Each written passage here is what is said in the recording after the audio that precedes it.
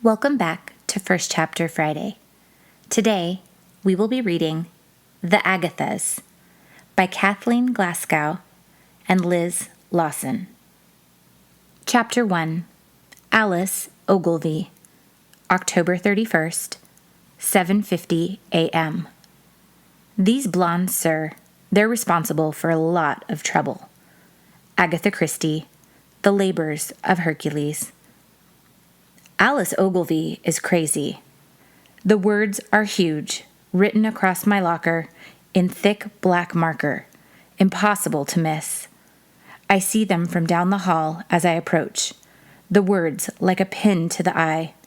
My first day back from house arrest, and this is what greets me. I can't say that I'm surprised. Rebecca Kennedy snickers from across the hall, where she stands watching with Helen Park and Brooke Donovan, my former friends, my former best friends. I wonder if one of them wrote this. Not Brooke. She would never do something like this. But I wouldn't put it past Kennedy. This is exactly something she'd do. A small ache starts in my center, but I think to myself, what would Agatha Christie do right now? Would she let them get to her?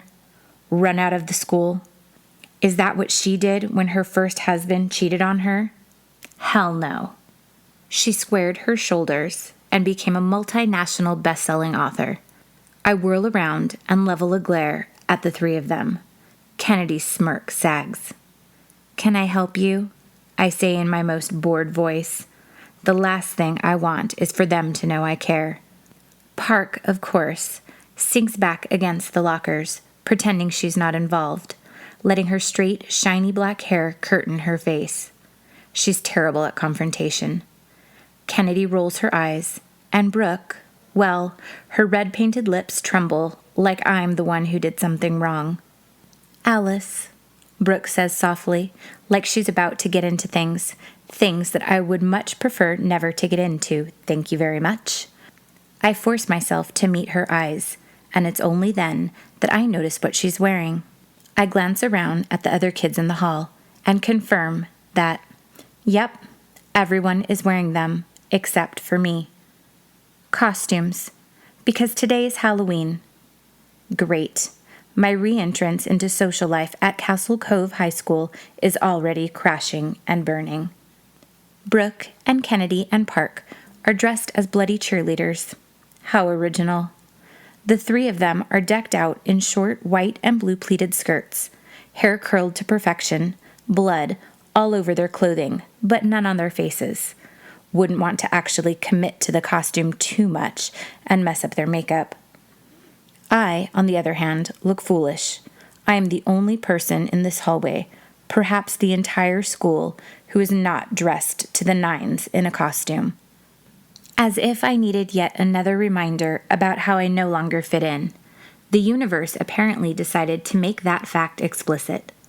I clear my face of emotion, toss my hair over my shoulder, and unlock my locker door. I know everyone is watching, waiting to see what I'll do, if I'll react. But I won't, because I don't care. I'm struggling to stay awake in third period math when the door to the classroom swings open and some freshman child pops his head in, face flushing as every head swivels in his direction simultaneously. He says, voice cracking. Sorry, I have a note." He hurries over to Miss Hollister and holds it out to her, but before she can take it, the paper slips from between his fingers and floats to the ground. The kid flushes an even brighter shade of red as he scrambles to grab it before it hits the linoleum floor. Sorry. Here," he mutters, and thrusts it into Hollister's hand, then darts out of the room. What a production. At least it stopped Hollister's droning about pre-calc. Hollister opens the note and reads it, and then her gaze falls squarely on me. "Alice," she says in her nasally voice, fingering the oddly expensive-looking necklace she's wearing. My back stiffens. 3 hours back at school, and I'm already in trouble? Good Lord, I've barely had time to pee.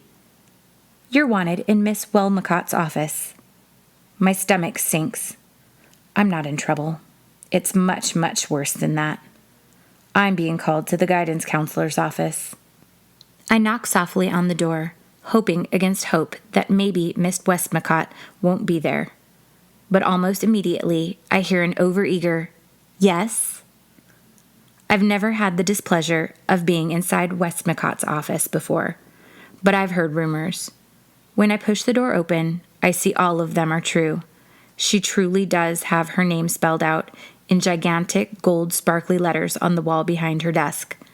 There really is a bulletin board on the wall called the Feelings Board. And that corner that everyone talks about, the one set up with the beanbags so she can have jam sessions with students, that's a real thing too. No wonder Brooke didn't want her dad to marry this lady. "Hello," she cries. "Come in."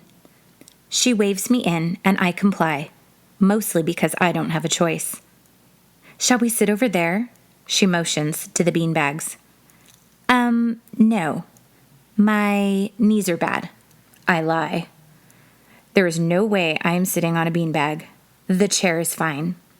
I take a seat before she can protest. After a moment's hesitation, she slides into her chair, folds her hands on the desk, and leans forward. "We're glad to have you back, Alice." She's wearing a tunic with a bunch of weird shapes glued around the neckline and has her brown hair pushed back with a headband. Not a cool headband, mind you, but one of those thick ones that I've seen in pictures of people from the 1990s. "We know things have been rough over the past few months." She makes a sympathetic face, and my stomach turns. I know what's coming. "We all thought it would be best if you and I had some time to chat." She raises her eyebrows like it's a question, but I know it's not a question. I know I don't have a choice. "We can just jam, talk about how things are going, how school's treating you, stuff like that." She smiles. "Uh-huh," is the best I can manage in reply. She ignores my lack of enthusiasm and continues. "To get started, let's talk about Brooke and Steve. They're dating. How are you dealing with it? Clearly, it hasn't been easy on you." Jesus, she's really going there. She's the first person to directly mention the two of them to me since everything happened. Brooke was my best friend since birth, so I always knew she wasn't the perfect angel she would have you believe. 2 words, coal-fielding. I used to appreciate it. You need a little spice to keep things interesting. But I never expected her to steal my boyfriend right from under my nose. Steve and I started dating my sophomore year, his junior, when he became the breakout star of the varsity basketball team. He'd always been in the background before that, spending a lot of time at training camps that his mom worked 2 jobs to afford. But I guess they paid off, because one day I heard these girls talking about him in the bathroom, about how random it was that some kid no one had ever heard of was carrying the team, and I knew I had to have him. We started dating a few weeks later. I gave him popularity, a social life, access to my world. And what did he give me in return? He dumped me. So back in June, after he told me he wanted to break up because I was too bossy, rude, I went to Egypt with my mom to visit the set of some movie she was working on. My dad was out of town working, like he is 99% of the time. And Brenda's first grandchild was due, and she went down to San Diego for that.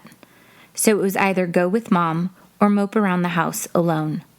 I thought it would be a good distraction, maybe make Steve miss me, and that while I was gone, I could figure out how to patch things up with him. Also, if I'm going to be totally honest, which I'm usually not about feelings, I thought maybe my mom and I could have, fun together. Well, to no one's great surprise, it ended up being yet another trip where she worked 24 hours a day and I sat in a hotel room alone. Thank God for room service and the Agatha Christie novels I found in the lounge. Let's just say that my mom and I didn't bond, but Brooke and Steve certainly did. I shiver at the memory of Brooke showing up at my house to tearfully inform me that she never meant for it to happen. She never meant to fall in love with Steve. When Steve and I were dating, He and Brooke always got along, something that I was stupid enough to think was a good thing, but clearly wasn't. Can we not? My voice shakes. I clamp my lips together. Get yourself under control, Ogilvy. Westmacott's eyes soften. Of course. Why don't we start with homeschooling? Tell me how you've been over these past few months. Homeschooling when you were our house arrest? I finish for her. Yes. It was fine. I crossed my arms tight against my chest. I imagine it might have been a little lonely. It was fine, I say. God, why is she so intent on pressing this? My parents got me a horse, I add, for no reason other than to keep her quiet for the next few seconds. For my birthday, a few months ago, right before I trail off. Her eyes light up. A horse? That's fantastic. What breed? It's really not fantastic. It's more exactly what my parents do. Buy me something I cannot stand, because it's expensive. I shrug. Brown?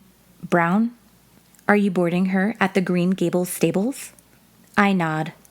A perfectly silly name for a place with perfectly monstrous beings. Although apparently my parents don't know this, I've hated horses ever since the summer after 4th grade, when my mom decided that having a daughter who rides would be good for her image and signed me up for horseback riding camp. I went along with it because at least she had temporarily remembered that I existed. It wasn't too terrible, until it was. The last day of camp, we were showing our horses when Miranda Kelly fell off of hers and tumbled to the ground, breaking her hip and both of her legs. Talk about traumatizing. The ambulance had come. After the mess, I vowed never to go within 30 feet of a horse again, a vow my parents clearly did not remember. I love that place. I board my Oliver there, Westmacott says, as if we were about to bond over a shared love of horses. Of course, she's a horse lady. Of course she is. Cool. What kind of horse name is Oliver? I keep my thoughts to myself. The last thing I need is to get suspended from school on the first day back. I plaster on a smile. She chats on about her favorite horses, her riding schedule, but at least she stopped asking me questions about myself. The bell finally rings, marking the end of the period and my chance to escape. I rise to stand, but she stops me. Wait, she says, smacking her hand against her forehead. I forgot to tell you one of the reasons I called you in here in the first place. Since you missed the first few months of school, we've set you up with a tutor. She pauses. Well, your parents set it up. I'm the go-between. A tutor? I'm good, I protest. I don't need Alice. She raises an eyebrow under her thick-rimmed glasses. Your at-home efforts were, let's just say we found them wanting. The only subject you've kept up in is French. Consider this not too much a suggestion as a requirement. Her smile drops away, and her too cheeky voice grows hard. Something pricks along my back. Okay. I blink and nod. Great. She claps her hands, voice returning to its overly enthusiastic pitch, like she was just growling at me. We've assigned you to Iris Adams. Who? Iris Adams. You don't know her? I shrug. A lot of kids go here. How am I supposed to know all of their names? Westmacott raises her eyebrows. You've gone to school together since kindergarten. As if that's supposed to jog my memory. I shake my head. She looks down at the slip of paper in her hand. Well, here's all the info. She's going to come to your house after school today. We all agreed to set it up this way because... Great. I cut her off. I grab the piece of paper from her hand. Thanks. I see a flash of irritation in her face before her smile reappears. Okay, perfect. Oh, and Alice. Yeah? Life gives you lemons, but you can make lemonade. I give her a thumbs up. I can hardly wait. And that concludes the first chapter of The Agathas. Thanks for listening.